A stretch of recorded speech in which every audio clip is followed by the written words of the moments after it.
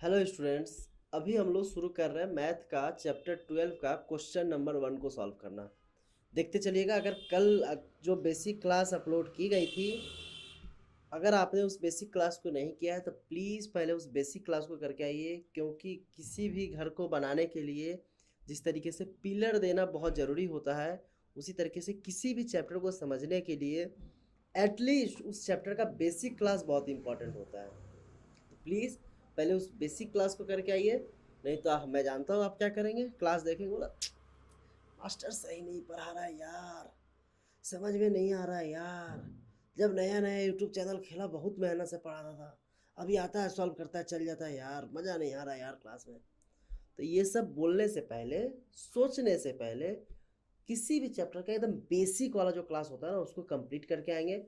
आपको हर एक सवाल समझ में आएगा, हर एक सवाल। पहले बेसिक क्लास करके आएंगे, तभी इस क्लास को करेंगे। और आपको एक प्रॉमिस भी करना है कि अपने साथ साथ अपने दोस्तों का भी भला करेंगे, और ये वीडियो अपने उन दोस्तों तक पहुंचाएंगे जिनकी मैथ कमज़ोर है। चले, अब बिना टाइम वेस्ट किए हम सवाल को सॉल्व करते हैं।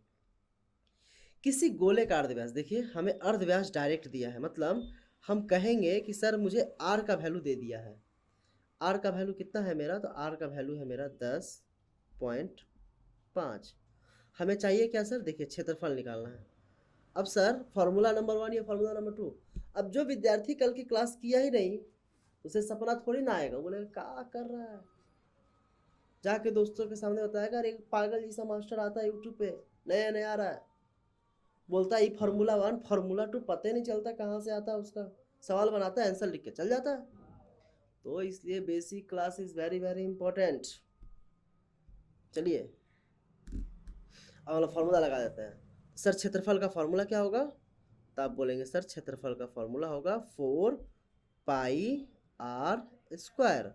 तो बोले सर 4 का मतलब 4, पाई का मतलब 22/7, आर का मतलब कितना, तो आप बोलेंगे 10.5, इसके ऊपर में स्क्वायर। सर अगर मैंने 6 चैप्टर सही से पढ़ाई किया होता तो मुझे ये पता होता कि इस नंबर को मुझे लिखना कितने बार है, 2 बार। कैसे पता चल गया, यहाँ 2 लिखा है, 3 लिखा होता तो 3 बार, 5 लिखा होता तो 5 बार। 4 × 22/7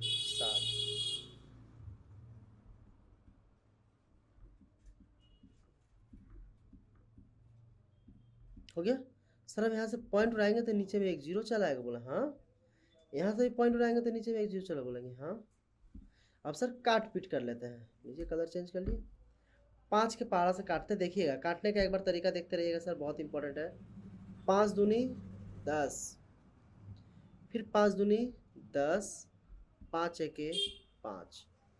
मेरे दिमाग में ये सवाल नहीं था कि 5 के पहाड़ा में 105 आता है क्या, मैंने ये सोचा ही नहीं। मैंने सोचा 5 के पहाड़ा में 10 आता है क्या, मुझे दिखा हाँ 2 बार में आता है।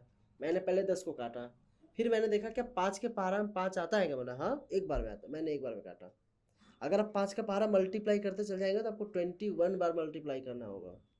तो स्मार्ट बनिए। 5 दूनी 10, फिर 5 दूनी 10, 5 एके 5। 7 के पहाड़ा से काट देते हैं, 7 के पहाड़ा 3 बार पढ़ेंगे कितना हो जाएगा सर 21। 2 का पहाड़ा में 4 कितने बार होता है, आप कहेंगे 2 बार में।